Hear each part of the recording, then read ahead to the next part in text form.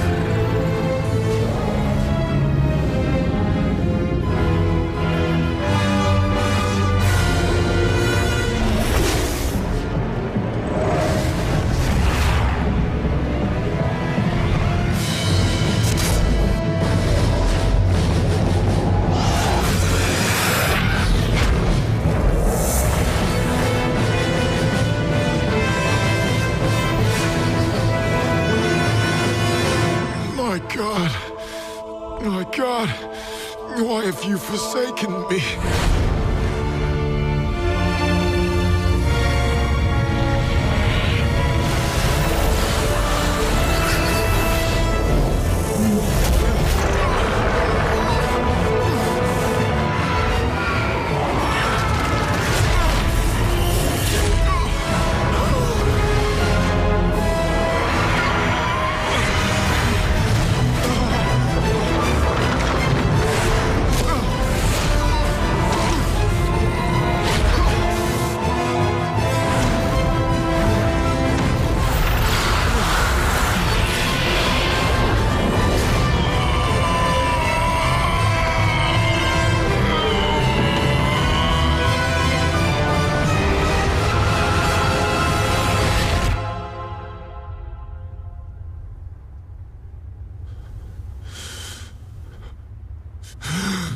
Finished!